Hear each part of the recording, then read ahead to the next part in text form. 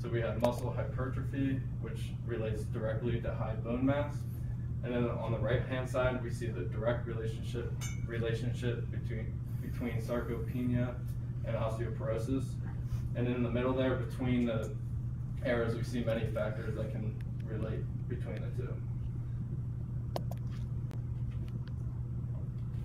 Next, I will be discussing an overview of what osteoporosis is. So at homeostasis, our bone-forming cells are osteoblasts, and our bone resorption cells are osteoclasts are in equilibrium. As we age and get older, this imbalance starts to shift to our greater bone resorption, and our osteoblasts can't really keep up with that. So this imbalance is caused to many things. Postmenopausal women and old age are the main factors, and then also medications that we use today is a main factor too. So I will discuss more about the medications. So as you can see here, there's many common medications such as SSRIs, our TZDs for diabetes, our PPIs, our anticoagulants, and our aromatase inhibitors, but most associated with drug-induced osteoporosis are glucocorticoids. So next I will discuss more about how this pathway starts. So these steroids are used in autoimmune diseases and suppress inflammation. So as you can see here, there's three pathways that are involved. The three involved are osteocytes, osteoblasts, and our osteoclasts. So for osteocytes and our osteoblasts, these steroids activate caspase 3, which induces apoptosis in these cells. So this kills off our bone building cells. Now on the right hand side, we see a stimulation of our osteoclasts, so it decreases apoptosis, and all three pathways form to decrease our bone mass and our bone strength, so which leads to osteoporosis. So as a future pharmacist and as other future pharmacists, it is very imperative and crucial to counsel our patients on possible diseases related to our drugs and our side effects. So as I already discussed about osteoporosis, I will get into sarcopenia. So sarcopenia is muscle loss and muscle weakness. So it is defined as muscle atrophy, which is a decrease in number and size of muscle fiber. So this can be due to inactivity, like I said, and age. So as we see on the left-hand side, a sedentary lifestyle will increase protein degradation, increase myostatin, decrease antioxidant effects, and increase inflammation, which further leads to our developing sarcopenia. And then on the right-hand side, we see an active lifestyle, which increases protein synthesis, increases antioxidant effects, and decreased inflammation. And this leads to not developing sarcopenia. So many factors can induce the progression of this disease. Like I said, a decrease in physical activity is the main one. And patients that have sarcopenia have a decrease in energy, decrease in strength and muscle mass, decreased insulin sensitivity, and they have an increased risk of physical disabilities, falls, and in severe cases, death. So this disease is very debilitating for our patients, and this disease is a heavily researched area for any therapies. There are no known drugs that help this disease, but we know that increasing physical activity is the mainstay. And our lab has researched the drug melatonin because it has shown beneficial effects for this disease. So what is melatonin's role? So as many of you know, melatonin is the master regulator of our circadian rhythm. As the retina perceives light, it stimulates the suprachiasmatic nucleus to stimulate the pineal gland to synthesize melatonin. Once it's released in our bloodstream, melatonin can have many regulatory effects and protective effects. Our lab looks at the body and bone mass regulation of melatonin and also its antioxidant effects. So for my first aim in project, I will identify the impact of endogenous melatonin on metabolic protein. Specifically in this discussion, I will be looking at PPAR gamma and transgenic AA-NATKO mouse muscle by Western blot analysis. My hypothesis is loss of melatonin in these mice will show reduced metabolic protein expression in muscle when compared to wild-type mice, demonstrating important action of melatonin on these muscle proteins. So as many of you know, we've seen this synthesis before. So in our model, we take out N-acetyltransferase. So these mice don't exhibit this enzyme, which is responsible for turning serotonin into N-acetylserotonin and then to melatonin. So this enzyme is the rate-limiting step of this process. And these mice have no expression of melatonin at all. So we've also seen this before. So this is the model that Dr. Friedlander's lab came up with, and that they gave us the mice that don't have this gene. So furthermore, I specifically looked at PPAR gamma. So as you can see, once PPAR gamma is activated, it has many roles in our body. There are two isoforms of PPAR gamma. They're both highly expressed in adipocytes and are involved in adipogenesis. What we looked at is kind of an overall expression of PPAR gamma, not a specific isoform. So furthermore, I will discuss the relationship between melatonin and PPAR gamma. So it has been shown and studied that melatonin upregulates what is called fatty acid binding protein 4, which is a long chain carrier fatty acid protein. So this inhibits PPAR gamma, which further inhibits adipogenesis, which is beneficial for our muscle cells and our overall health. So I use a Western blot analysis to see the levels of PPAR gamma. So I use a primary antibody, which is a rabbit polyclonal at a dilution of 1/1000 in a 12% gel. And then my secondary antibody was a donkey anti-rabbit at a dilution of 1/20,000. And then I included the pictures down below from the company's website just to show what the Western blot analysis is supposed to look like and how it compares to ours. So this is one of my gels that we created. As you can see at the top, that is the gel layout. And on the left is the total protein, and then on the right is what we were finding. So as you can see in channel 4, 5, and 6, those are our knockout mice, and you can see they express more PPAR gamma. So from this analysis, we analyzed it using Image Studio and got values of how much protein is in each channel. And from that, we created graphs to compare the two. So our first graph is a comparison between wild type and our knockout mice. So we did see a statistical significance in our knockout mice. So they express more PPAR gamma.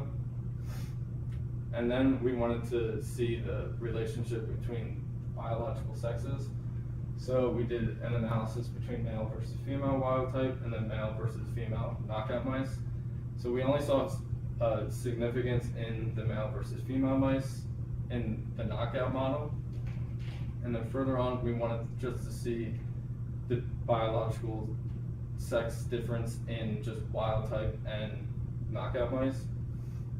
So in our male, we saw a significant upward increase of PPAR gamma in our knockout mice. And then we didn't see any significance in the female. And then we wanted to do a two-way ANOVA test of wild type and knockout mice. This is where we saw that genotype does have a statistical significance. So saying that our knockout mice do show higher levels of expression of PPAR gamma. So my future direction for AIM 1 is to explore the sex differences in PPAR gamma using long non-coded RNA to examine these modulators. I will also identify the other metabolic proteins, SIRT1, CEBP, uncoupling protein 1, adiponectin, and DIO2, and I will be doing so by using Western blot analysis. And the only limitation that we saw in this model was our sample size of the female knockout mice was only 2. But as Dr. Widenberg told me, I think we're getting more samples in the near future for both female and male knockout mice. So now for my AIM 2, I will assess the efficacy of muscle strengthening on musculoskeletal function using the stand, up, and go, and sit to stand standard assessments. My hypothesis is muscle training using variable resistance training will improve musculoskeletal health as measured by faster times and more reps in the functional assessments. So this just shows you the relationship between melatonin and muscle. So in the left-hand figure, we can see that melatonin stimulates myofiber size and preserves satellite cells, and it can also inhibit reactive oxygen species production, inhibit inflammation and apoptosis. So for this we use a clinical trial, the Mello-Strong trial, which Dr. Widenberg has created. The purpose of this is to assess if weight-bearing exercises and melatonin supplements can improve bone health and overall quality of life in people with osteopenia and reduce the risk of developing osteoporosis. So the study type is a blinded study, so the participants and us, we don't know what they're getting. So there's 4 groups. There's a placebo, and they get mock loading. Then the second group is melatonin capsules, and they perform mock loading. And the third group has placebo capsules, and they perform osteogenic loading. And then the fourth group takes melatonin and does the osteogenic loading. So after this is all done, we assess their physical function using the stand up and go assessment and the sit to stand assessment. So we assess this at their baseline visit, 3 months in, 6 months in, and then finally after a full year of this. So the inclusion for this study are male or female with osteopenia, which is a T-score between -1 and -2.5. You must be at least 18 years of age. They must be willing to undergo this workout osteogenic loading once a week and take melatonin or placebo for a week, for a whole year. Our exclusion is women or men with osteoporosis, women or men who are on any bone therapies, women with COPD, women or men who smoke, and pregnant women. So as I said previously, we assess their physical strength using a stand up and go assessment and sit to stand assessment. So the stand up and go assessment is a clinical performance based measure of lower extremity function, mobility, and fall risk. So these participants sit on the chair and without using their arms, they stand up, walk 3 meters out, turn around and sit down. So we start the timer once they stand up and then stop it once they sit back down. So the interpretation of this time, so less than 10 seconds equals it's normal, they have good mobility, nothing's wrong with them. Less than 20 seconds equals good mobility, can go out alone, but they're still kind of slower. And then less than 30 is they have problems, they don't have the best mobility. And then our second assessment that we used was the sit to stand assessment. So this is used to test leg strength and endurance. So these participants sitting on the chair, and they use their legs to stand up without using their arms, and they sit back down, and we record how many they can do in 30 seconds. So on the left-hand side, I included the ranges which are average or average, below average, and above average, and it depends on your age and your sex. So this is the cohort of the study. I just wanted to include this to kind of get a snapshot of who is involved in the study. And on the right-hand column, I included kind of like what markers will induce someone to further developing osteoporosis. So in many studies, it says that an increased age over 50, kind of when women go into postmenopause, they start developing osteoporosis. An optimal BMI for these participants is 23 to 24.9, and then a DEXA scan of less than -2.5 is indicative of osteoporosis. And then for a FRAX score, this is the risk of a major fracture in the next 10 years or a hip fracture. Anything greater than 20% or 3% is at risk of developing a fracture. So the future direction for this AIM-2, I would just stratify the clinical trial data based on 4 groups, analyze all the endpoints.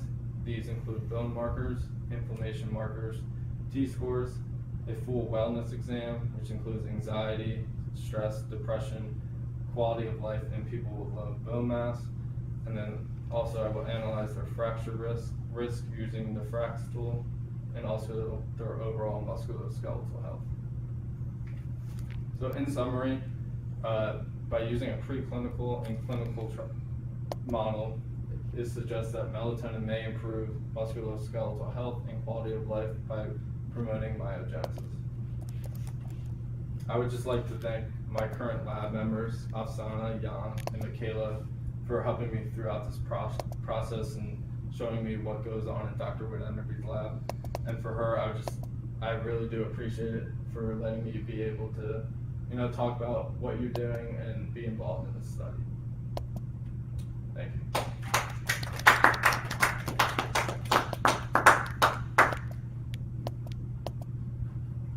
Paula, do you want to get started? Because I think you might have to, well, it's only 12:20, but do you want to get started? Sure. Great job, Kyle. That was really interesting, and it's kind of nice when you get to see your data in many different ways. And I'm really interested in, I actually put some things in the chat. And I think it was slide 17 that you had. Can you go back to PPAR gamma and the sex differences?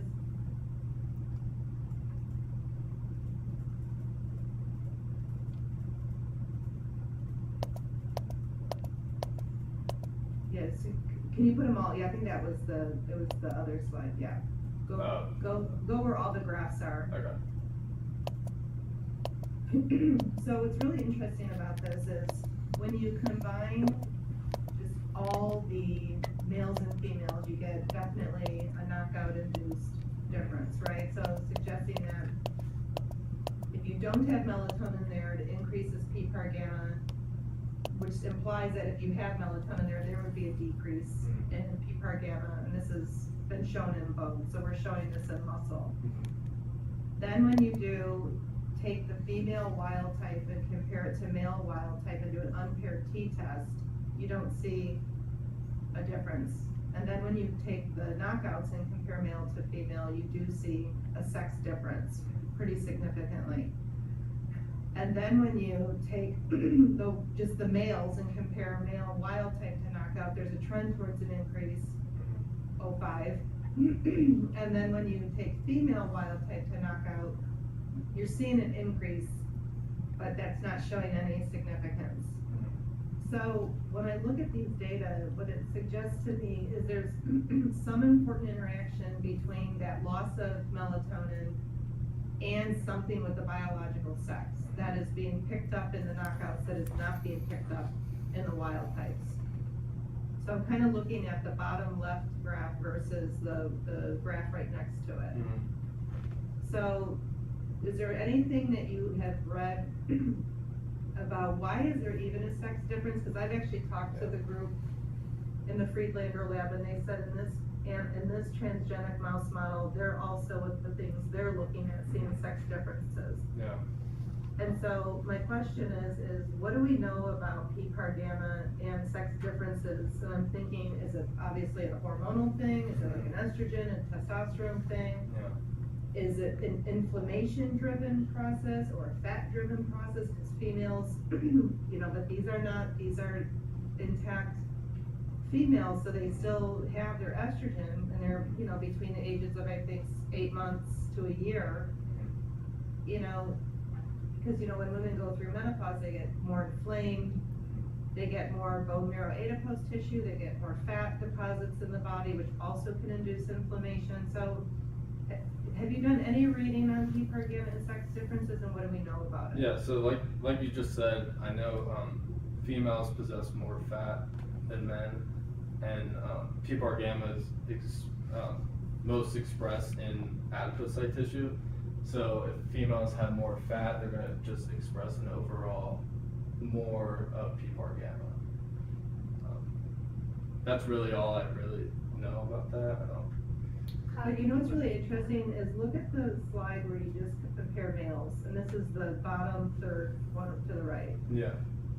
So now you see like you're trending in a male now towards an increase of PPAR gamma that we weren't picking up in the in the other ways we've analyzed it. So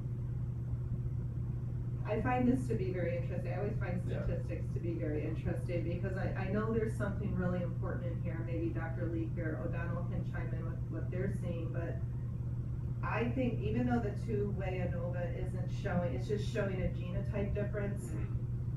Okay, so that means that it's the knockout that's really the influencer. This is where the variation is coming from. I'm curious what Dr. Leek or O'Donnell has to say just about why are in some instances we were seeing significance and in others we're not. Is it truly just a melatonin thing, or do you think something else is going on in the system? I actually just want Kyle to take a bit of a step back and explain to us what an increase in PPAR gamma might mean to, you may have just said that, and I think I missed it because I was writing down. So can you just repeat that for us so we get a big picture? Okay, so between the sexes or? No, just very broadly, in general, loss of melatonin in those animals is raising PPAR gamma. So as Paula had mentioned, that means normally melatonin is suppressing PPAR gamma. What is that doing to bone? I mean, I'm muscle, sorry, this is muscle, but I think you guys see the same things in bone. Yes. Is that true? Okay. Yeah, So what does that kind of mean overall for the whatever PPAR gamma is doing downstream and how that's working? I think So a slide. I do have a slide. Okay. I can give a comment in terms of the bone that I have the data. Yeah. So when I did the regular parametric analysis, we couldn't see the difference, but we did after Dr. Leek's the class. I performed and discussed with Rachel, and then we could see the biological sex difference in the In bone. yes. So could it be depends on, I don't know, we might not have enough the sample, or Well, maybe, but there could be bigger sex differences in muscle than in bone. yes. But walk us a little bit through here. What Yeah. do you think PPAR gamma is doing downstream so that we can understand? So like I said previously, melatonin upregulates this thing called fatty acid binding protein 4, which is a long chain carrier fatty acid protein, Okay, and which further inhibits PPAR gamma, okay. which then that inhibits adipogenesis. I guess my question is how exactly that works, but that's gonna be just homework for Yeah, now. okay. And, I'll write that down, and then I have some other questions and comments based on what Paula's question was. So here, what I see here is that there is a very tight distribution for the wild type males. They have out of all of the other groups, they have the least PPAR gamma, which checks out because PPAR gamma, the lower it is, if the stronger your muscle is, then the wild type males have a benefit. They're definitely at an advantage. there. If we correlate PPAR gamma reductions to muscle strength, if we can do that, do you think we can safely do that? It's like very well established, so we can do that without a problem. Okay. I don't know, I'm asking. No, I'm not very sure. Okay, okay. At any rate, the next thing that I see is that the standard deviation really goes up with loss of PPAR gamma in the wild type versus knockout males. Right, so that's really interesting to me, and I don't know why that would be. What is it about the knockout that leads to this heterogeneity? You know, some animals may be upregulating compensatory pathways, other animals may not, or maybe it depends on kind of how fit the animal is. I don't know. I mean, why? I don't know. It's an interesting thing to kind of think about why the variation across groups would go up. And then the other thing that I see is that in the females, the variability, like if we don't leave out that outlier that's on the top of the pink values, because in the t-test, I think that number was removed, right? Unpaired t-test of male. Well, that's male versus female. We're the female, because in the female, that number is there. Okay, so in both, so male versus female knockouts,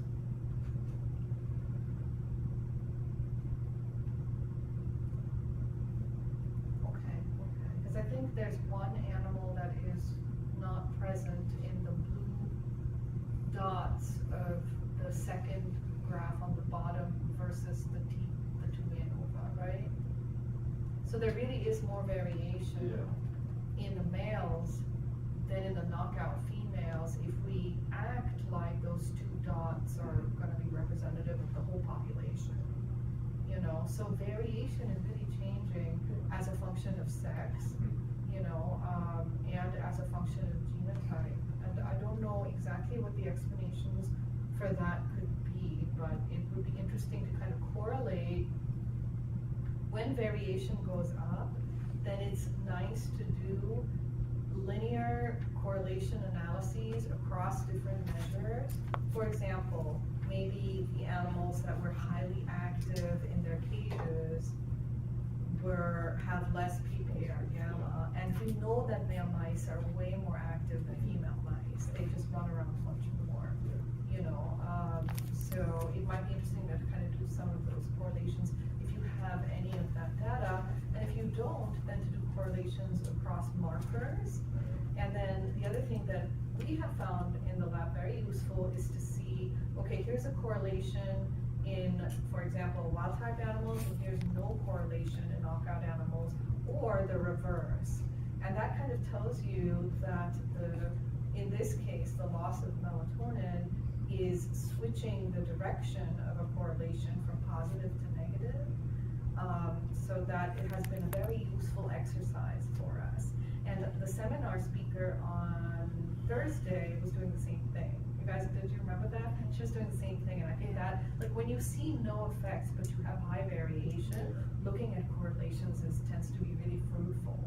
If everything is really smushed together very tightly, like in the wild type males, it's harder to see correlations because everything is just about the same, and so it's not going to correlate in a nice straight line when you put the two variables on the x and y axes. So, but I think this is really exciting. You guys definitively have an increase in PPAR gamma with loss of melatonin, right? So it'd be interesting to know if the animals are not as active and have less muscle mass in general. Like, do they weigh less? I'm not sure. Okay, maybe that information is somewhere with the Friedlander lab, because people are required to weigh their animals for studies, and so they must have at least the body weights, and that would give you, I mean, these are probably not very old animals, so it's before the males have gotten pudgy. Okay, because the male mice and the male rats, they become little footballs over time because they're sitting in a cage and they're not allowed to do that much, and so they just eat all day. Yeah, so that's kind of what happens in the animal care facility. But anyway, so I think looking at body mass would be interesting. to see if body mass goes down in the melatonin knockout, in the animals with knockout of the enzymes that are along the synthetic pathway for melatonin. And then my last comment is that melatonin, because these are animals that are active during the nighttime, melatonin might serve as a stimulant. So without the melatonin, they might feel less kind of drive to move in their cages. Because normally melatonin is really high when they're active, and so taking that away might make them less active over time, and then they lose muscle mass, they lose PPR gamma expression, and bad things happen. I think Paula had another chat question. Stelio has a question. Go after Dr. Webb. Yeah, and so does, well, Lauren has a question too, but how about, I'll just do the cohort data and then Lauren can present hers, because then I have a follow-up question to hers. So Kyle, can you go to the cohort Yeah. data? So based on, it's always important to show like, what is a snapshot of your population that you're dealing with, because you are picking from where you live. Yeah. And so based on the cohort data you presented, did you achieve the stated inclusion criteria regarding recruiting an osteopenic population? Yeah. And then, okay, good, and then, well, you can elaborate on that, and then I said, does the BMI or age reflect an increase in risk for osteopenia? So remember, we're not recruiting for osteoporosis, because we cannot do that, Yeah, because yeah. ethically, you cannot Yeah. put someone with known osteoporosis and say, you can't take any drugs for 1 year. So we always stay with osteopenia, because it is a population that does show an increased risk of fractures, believe it or not. They can't account for just merely through osteoporosis. So looking at everything that you have presented here in the cohorts that you're presenting, have you achieved the inclusion criteria? And remember what your inclusion criteria was? Yeah, so if you see the DEXA scan for the T-scores, we can see like a mean that is in between the negative, I think it was -1.5, right? It was -1 to -2. Yeah. So they're all in between that, which is like the major inclusion factor of it. I think that's. Another one was over 18 or over. Yeah, we so did they're that. all, yeah, they're all of age to participate. The other one was like if they're willing to take melatonin or do the workout every week, so I'm not sure. I mean, I don't have that data, but. And what do you think about the risk of their FRAX analysis, the risk of a major fracture? in Yeah, general, so and then if you risk see, of a- if you look at the hip fracture, it says like the mean is 3.48, and on the right-hand column, I included a data point for that above 3% of a hip fracture increases your risk of developing that fracture. So it's kind of interesting to see like that just the mean is above that 3%. Right, and what is FRAX picking up that's not being picked up in the DEXA scan? Not really sure. I What just was the know kind it, of questions they asked? what's that? Do you remember the kind of questions they asked, like, No. about alcohol consumption, do you Okay. smoke? Okay. Did your family have a history of fracture? It's getting more to call it lifestyle, right? Yeah. And so lifestyle, like smoking and alcohol consumption, all can increase inflammation, which can increase your risk of bone loss. So that's one of the important things about FRAX, is it's giving more like qualitative assessments. It's tying in lifestyle, which you have shown very nicely that it plays a huge role in sarcopenia and osteoporosis. And then what about their blood pressure? So it's, I mean, it does seem relatively high compared, like their diastolic is definitely, like if the mean is 73, that's kind of elevated. But this is what's a normal, like the range of the blood pressure? Do you know what the normal range of Yeah, blood pressure? it's like 120/80s usually. That's the average, but Yeah. you can go from 90/60 to Yeah. 140/90. So Yeah. we're still in like a fairly normal Mm-hmm. blood pressure Great, but you know, these are older people too. Mhm. And what about their BMI, and how does BMI impact them? Yeah, so what's interesting about BMI is a lower BMI, like under what the average BMI is kind of more indicative of developing osteoporosis because you don't have as like you're underweight, so your bones kind of like tend to break down from that, and then overweight. It's kind of like a balance. So I included like what the optimal is for patients with osteopenia. That's Yeah, that's great. Yeah. Dr. O'Donnell, did you want to ask a question? Yeah, sure. Hi, Kyle. Hi. It was a really great talk. I don't know if you can see my question in the chat, but I'm happy to kind of just restate it if need be. It was in regard to slide 16. It was the actual like raw Western blot, like your actual data, I got it, yeah. not the quantified. So my understanding, and I wish I was there so I could point, but I'm going to try to narrate this. Yeah. So for PPAR gamma, so I think when, and please correct me if I'm wrong, but I seem to remember that Afsana saw with the muscle tissue that she would get like kind of a smearing, like there would be like some, like those samples were like really hard to Western. Yeah.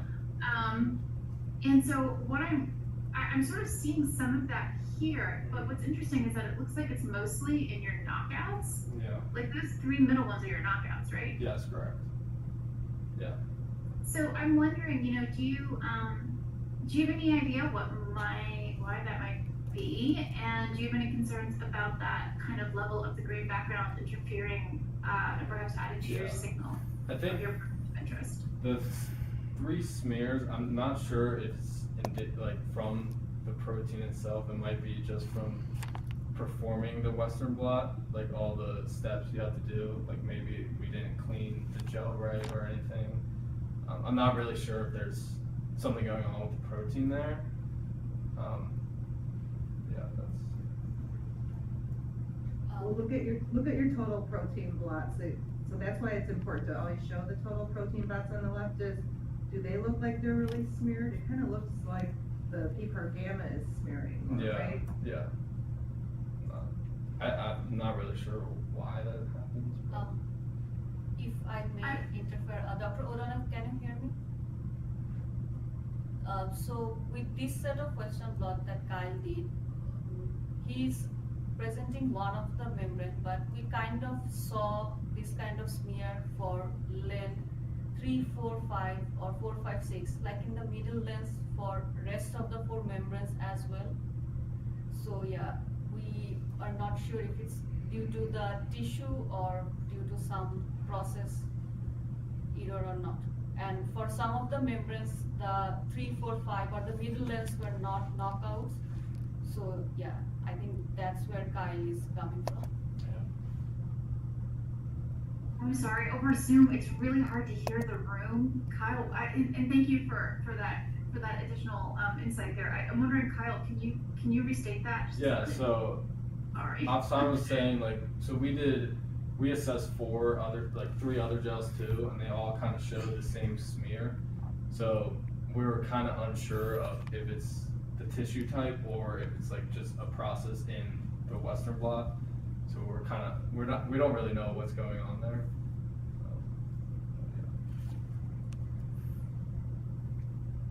Is there any chance that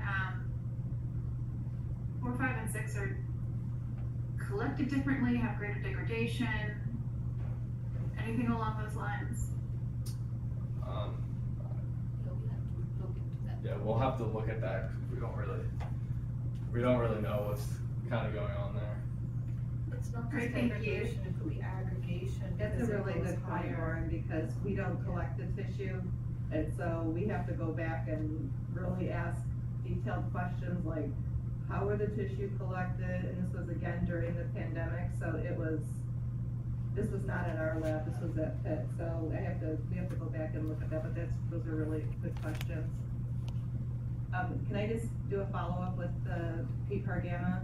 One thing that we saw, and I don't really understand why this happens, but in the last couple of clinical trials that I ran with just melatonin alone, or melatonin combined with vitamin D3, K2, and strontium citrate, we did see that with the melatonin groups, that the variance of their metabolic differences decreased with melatonin, meaning that when the people were in our trials, we looked at their weight, we just looked at just BMI and just things like that, that their variation got smaller when they were on melatonin. And it's kind of matching what we're seeing here, where the variation increases in the knockouts.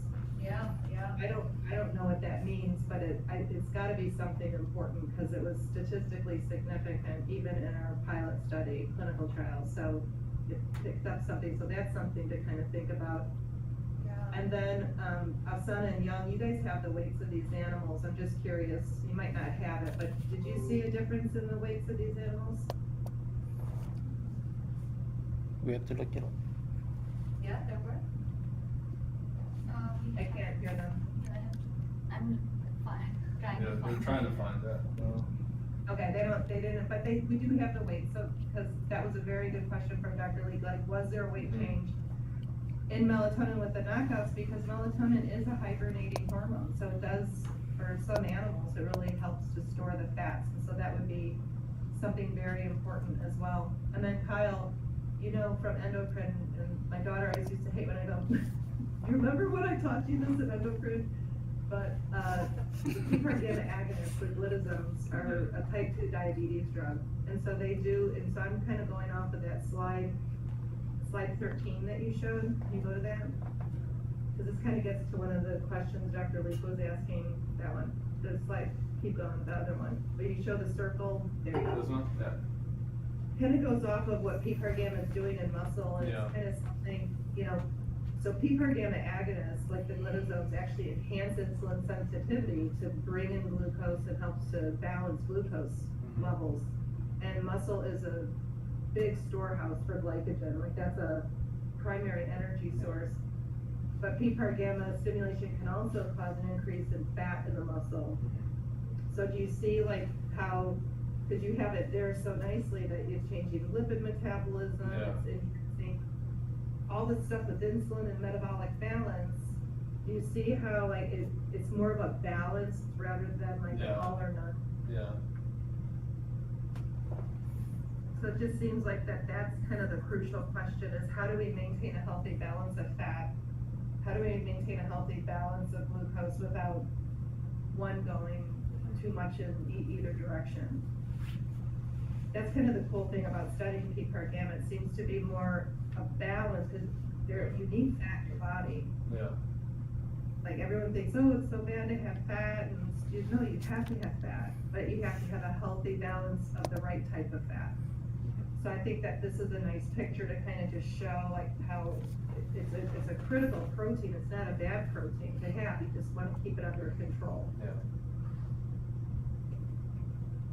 Maybe melatonin decreases variation in general because it is sort of a pro-homeostasis factor, and that you don't only have a decreased variation within a subject, you even have a decreased variation across subjects, which is kind of remarkable, right? That it's kind of putting everything together in a smaller range, which is maybe better control of the thermostat, you know?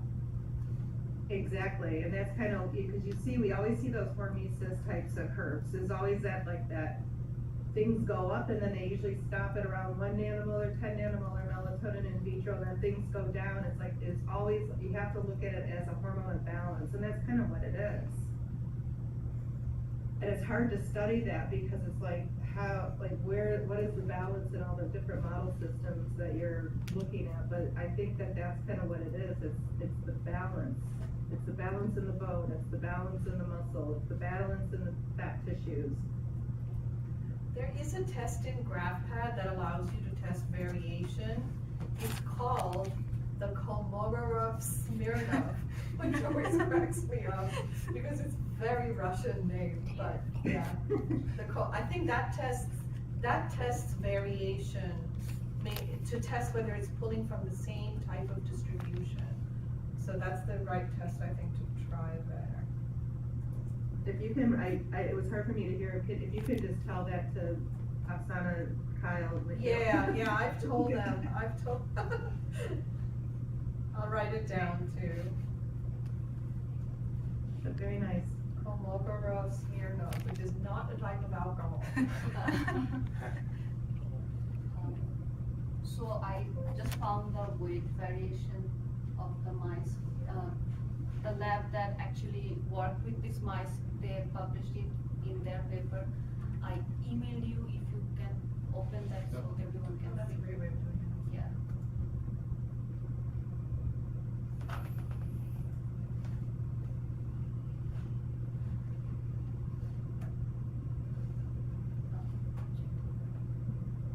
If I did that.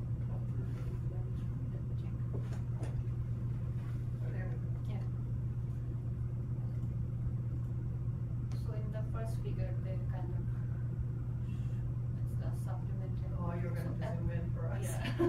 The very Oh, yeah. first figure shows the weight variation between the wild type and the knockout mice.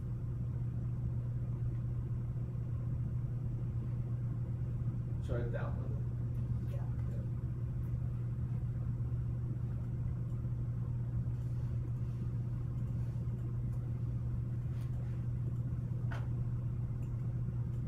So at 20 weeks, the knockout mice will less than the wild type ones. At the Oh, very that's first, great. the very first Okay. figure. Are these the same animals from which the muscle tissue and fat is drawn? That we have to like You have to cross check, yeah. because they don't detail the. Yeah, because markers. otherwise it would be hard to do the correlation. Yeah.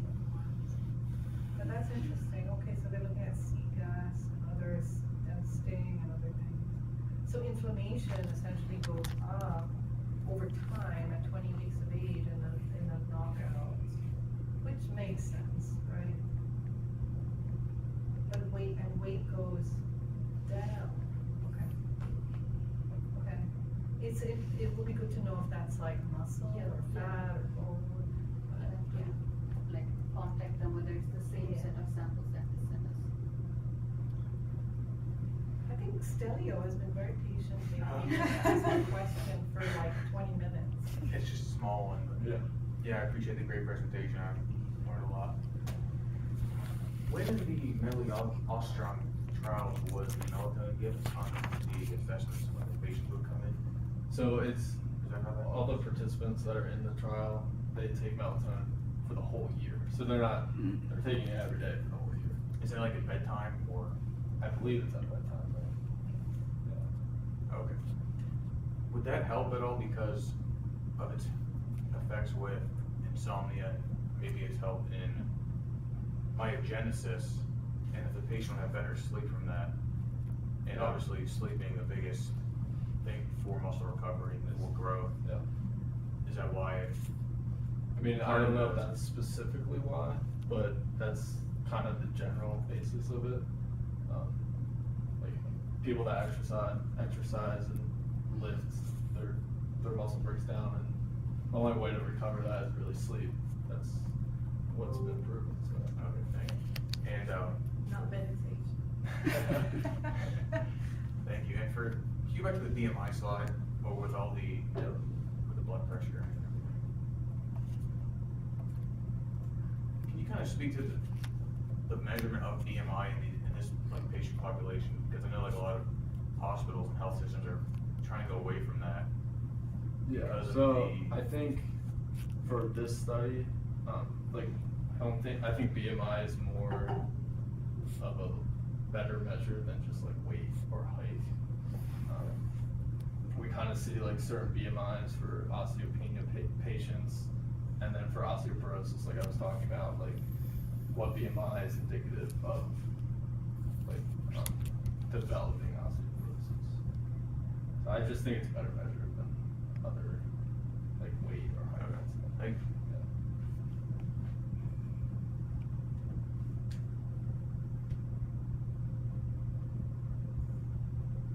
This is a question for anyone. Are there any changes in melatonin receptor expression by sex or age?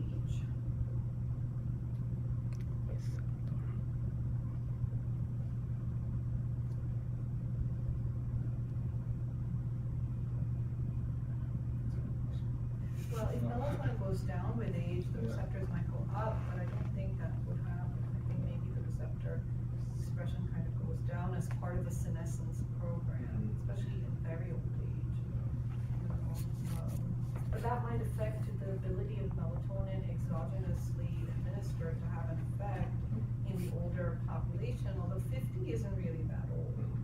So maybe not, you know. Actually, can I answer that? So we actually did look at the nocturnal peaks in the transitioning women, and this was in part of the SWAN study, or sorry, daily hormone study, and we actually did see that as women progressed through menopause, that they actually had a decrease in the nocturnal peaks. But the thing is that there's varying levels of decrease. Some very old people, I mean, you've seen us present those slides a lot, where some people don't even have a nocturnal blip at all. And then some people, depending on their lifestyle, because you can get calcification of the pineal gland as well, which prevents it from being secreted properly.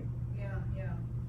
So one of the limitations is you just give them, if they're in the melatonin group, they get 5 milligrams, but we don't really know what that's doing to their nocturnal peaks, if it's just restoring it back to normal, or if it's making it go much higher than normal. Right.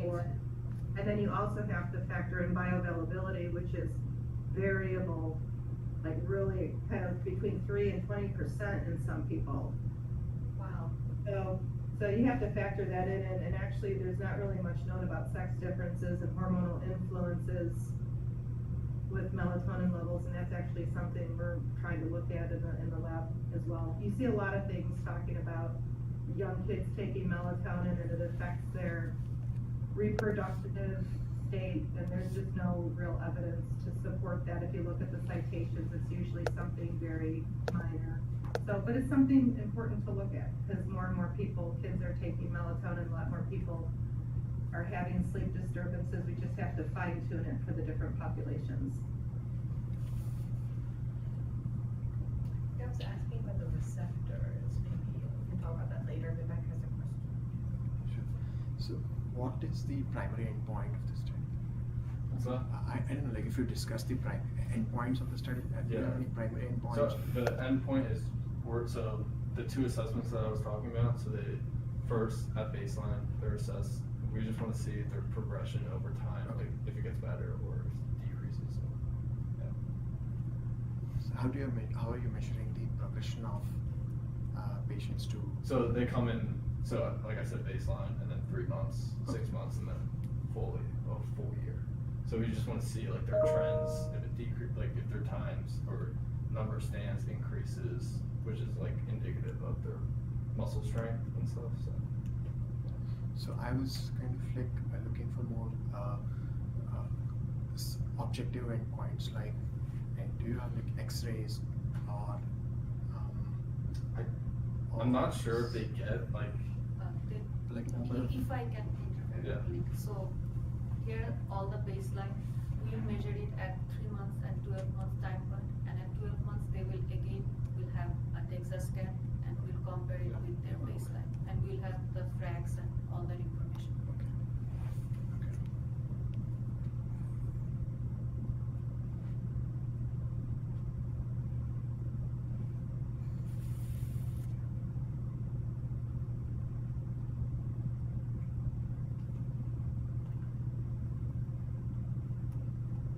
I have one last one. Is there another chat question, Kyle? Do you want to check that, see if either anybody asked any more questions?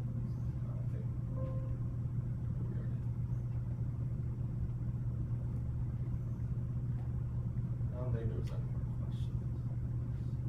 Okay, okay. I have one final question. I was wondering, you had said that SSRIs and proton pump inhibitors reduce bone density. How do SSRIs affect melatonin synthesis, I guess was my question. Yeah.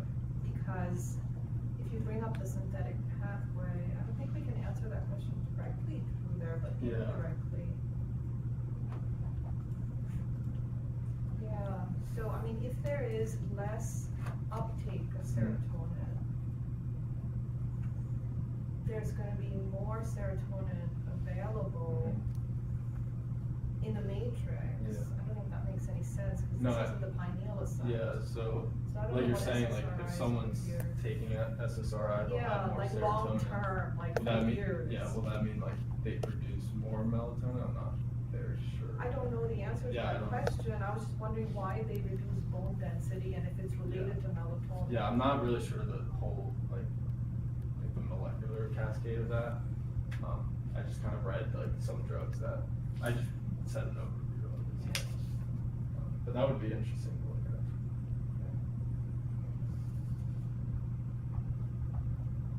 I have one more question, sorry. Is osteoporosis associated with dementia? I don't know. I was just wondering because, like, you know, like women, especially women who are demented and very elderly, they tend to be very small. Yeah. And like when they're that small and malnourished, that's when you tend to have osteoporosis. Yeah. And I was just kind of wondering about the communication between bone and brain and whether, how that's kind of gonna work, you know? Because proton pump inhibitors are also a risk factor for dementia, you know, and I just wonder if that's because the lysosomal system with the autophagic degradation is not working properly because the proton pumps are inhibited. Yeah. You know, I don't know. Yeah. Not really sure. That'd be interesting to look at. It's okay not to know. These Yeah. are sort of, Well, you know. Yeah. So did you just say about dementia and Yeah. osteoporosis? Yeah, I was just kind of wondering. I just looked it up. Yeah, yeah. Well, you know what's interesting? It says the risk of hip fracture in those with dementia is increased up to threefold, and those with end-stage dementia sustain a hip fracture, 6-month mortality is 55% compared to 12%. Oh, wow. Okay, that's a lot. And then they said the reasons for the clinical association between dementia and osteoporosis may extend beyond their increased incidence with aging. Common risk factors apart from age include physical activity, vitamin D, and sarcopenia. And symptomatic treatments for Alzheimer's disease can also increase the risk for falls, but right now, they're kind of starting to look at that, but it's pretty significant. Yeah, yeah. That's a great question. Well, I don't know what the systems of communication are between bone and brain. It probably does involve some of the cytokines that are released and that can cross the blood-brain barrier, and in turn, things that are released by the brain, including melatonin. You know? And guess which one they're talking about, Rahana? Melatonin? Synuclein. Oh, okay. Dementia. That's funny. Yeah, it's pretty amazing how the ubiquitous nature of these proteins are that we study in the different tissues. They all integrate and regulate each other. That's super cool.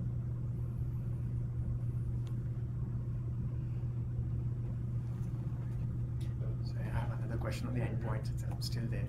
Are you also measuring progression to osteoporosis? What's that? Sorry. Like you said, like you have osteopenic patients in your study. Like, are you also measuring progression to osteoporosis? So we're not measuring patients with osteoporosis, just osteopenia. So like, yeah, we're looking if, say their assessment, the assessments we take is trending downwards, they're more likely to develop osteoporosis, so that is a factor.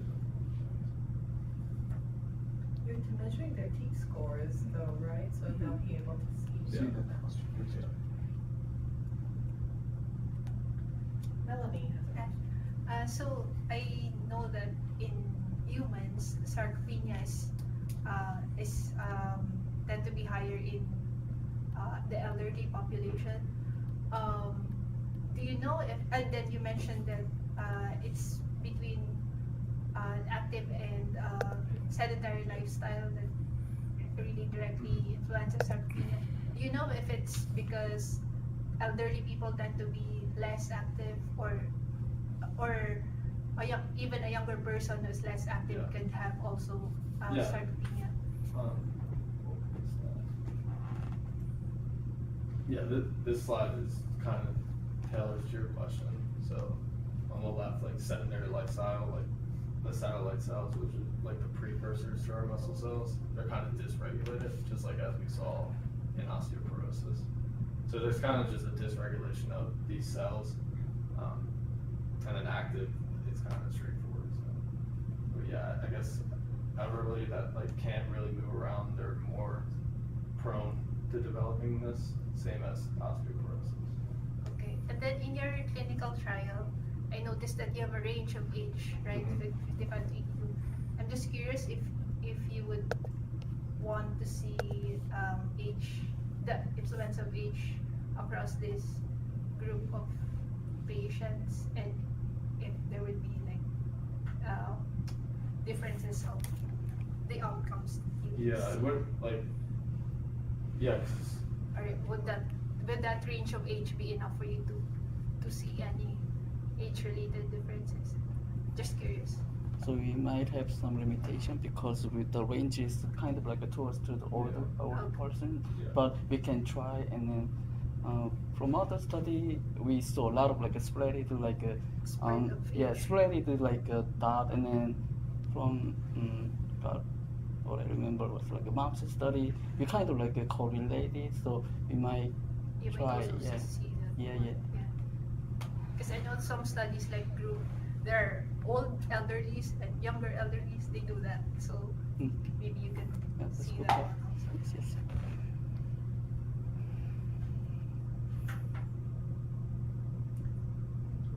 Are there any other questions? I think we're at 1 o'clock, we usually are trying to take a break. Everybody's very eagerly looking to me to end the class, so I think that's gonna be it for us, because you guys have a class to get to after this, so thank you very much. Yeah, of course. Good job. And, I just have some announcements for everyone for the writing assignments. So I messed up, Wilson pointed it out to me, I had originally given you guys 2 deadlines for some reason. It's like, here's a deadline, oh, here's another deadline. So that was very confusing, and I forgot about that when I removed one of the deadlines from the Canvas schedule, okay? So if you need that extra time to get me a good document, that's okay too. But this deadline, it's kind of wobbly because it's like, it's just to get feedback. So it's not a strict deadline, that's true. But the second deadline, which is when I have to grade it for the grade for the registrar, that's a fixed deadline. So the earlier you get your feedback, the more time you'll have to work on it, okay? I just wanted to let you guys know that, like, I wasn't kind of aware of that, like, you know, what I had said in class, I forgot when I deleted one of those numbers. So it doesn't have to be given to me exactly on that date. Do your best, get it to me when you can, as early as possible, and I will give you feedback for the final submission, okay? And you two know what you're doing as far as the writing assignments with letters of intent. Yeah. I think that's a really good option. Yeah, that would be great. I've already been doing that for my German team meetings, because I don't know what else to tell them, because I don't know what it's like here in privacy. What's helpful? What's that? That'll be helpful. Yeah, I hope so, I hope so.